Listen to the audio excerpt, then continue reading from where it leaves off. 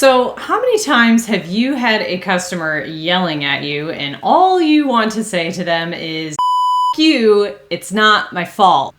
Every time, obviously.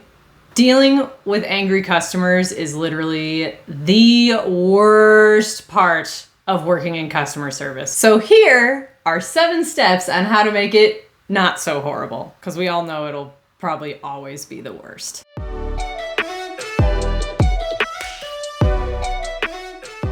Hi folks, I'm Claire Cunningham, customer service expert and founder of the Customer Connection, here to help you with your bottom line by putting the focus on your customers. So, not to state the obvious, but dealing with angry customers sucks.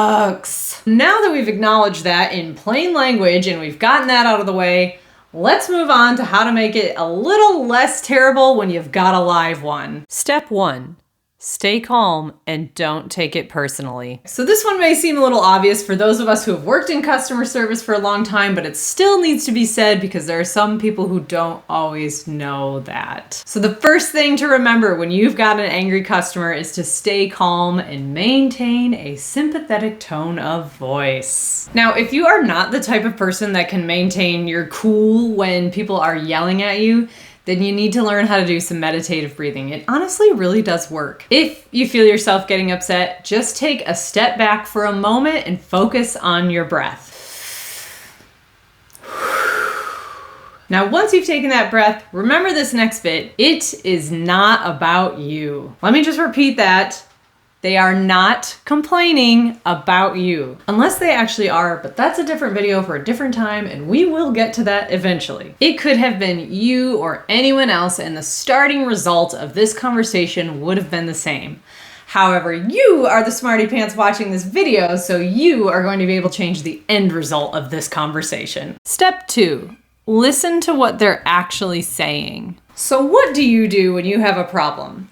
A lot of times, I personally just want to vent to whoever the hell is listening to me and being sympathetic. I have a newsflash for you. Customers often want that too. But the trick is you need to actively listen to them. Show them that you care. Give them your undivided attention.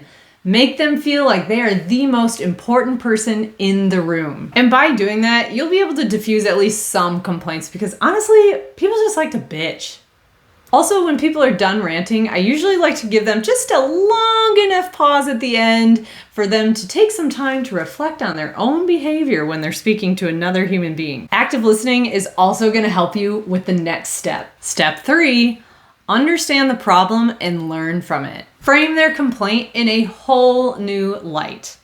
This is valuable feedback. What can you learn from this? Put your active listening into practice and make sure you are really understanding what the core issue is. Is it a fault in the product? Is it poor customer service? Is it unmet expectations? So what can you learn about your product or service from this conversation? How can you avoid this happening again? And if you aren't asking yourself these questions when you're getting complaints or when you're receiving negative feedback or negative reviews, I got news for you. This is just gonna keep happening. And your business might be in the toilet in a few years. Step 4. It's okay to apologize. I am happy to repeat that for those in the back who may not have heard me. It's okay to apologize. I've seen some people who have a real aversion to apologizing. And yes, I know if you work in an industry with like legal implications or something, then maybe skip this part. What do I know? I don't work in the legal industry, so. But for the rest of yous, put your ego aside and give the people what they want. There are plenty of ways to say sorry without admitting fault. Here is a great example. I am so sorry to hear that happened. I would be frustrated too. I will do everything I can to fix it for you. But the trick to that one is you need to sound genuine. Try to avoid this one. I am so sorry to hear that happened. You see the difference? And we all know that time or remember that time when that was the kind of apology that we received and all we wanted to say back to them was, no, you're not.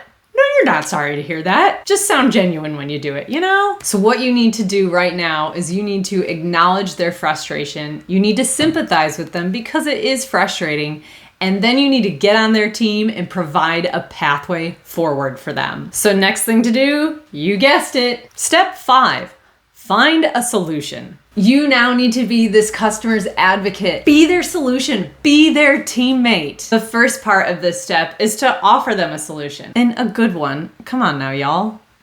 If they don't like the solution you've provided, you are totally within reason to ask them what would make it better. You can allow them to offer a solution. If you can do that, amazing, great. Then just go ahead and do that because they said what they wanted and you can deliver it.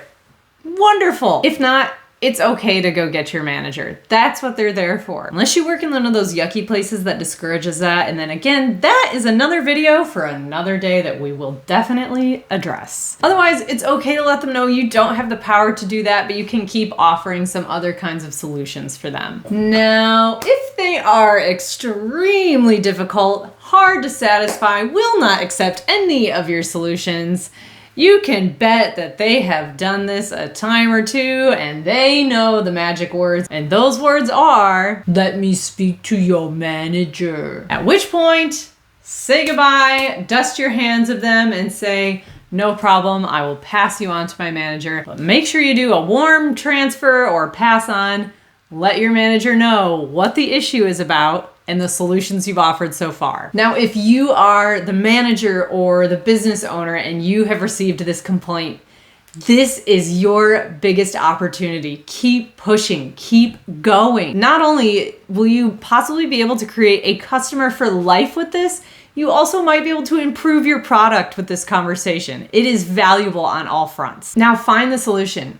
If all they want is a full refund, just give it to them because honestly, that negative review is not worth it. Just give them the refund and be done with it. Or you can keep going. Offer them free shit. Offer them a meeting so they can come in and tell you all the stuff that's wrong with your product or service and you take notes. You don't have to do everything that they suggest, but it'll make them feel important and like they had a say in what you're offering. And after all of that hard work, don't forget to do step 6, which is follow through. Not much needs to be said on this one. It's pretty self-explanatory, but just make sure that you follow through on the solutions that you said you would provide. Don't give them another reason to be mad. And lastly, step 7, go take a break. It can be so draining to have to deal with that, especially if they were still mad afterwards, even after all of that hard work to help them. So make sure you take a little bit of a time out and do something that brings you a little bit of joy. Go for a quick walk, grab a coffee, listen to your favorite song. Just do something to shake that off. Do not take that shit home with you. All right, folks, thanks for watching this video from the Customer Connection. I hope that the next time you've got a tough cookie, you remember these steps and it makes it just a little bit better to deal with. Because remember, while it's never going to be easy, with practice, it will get easier. And if you have got any really good tips for dealing with awful customers, leave them in the comments below. I would love to see what else you do to deal with those tough cookies. Be sure to make that magic happen and like and subscribe for more fun and practical content.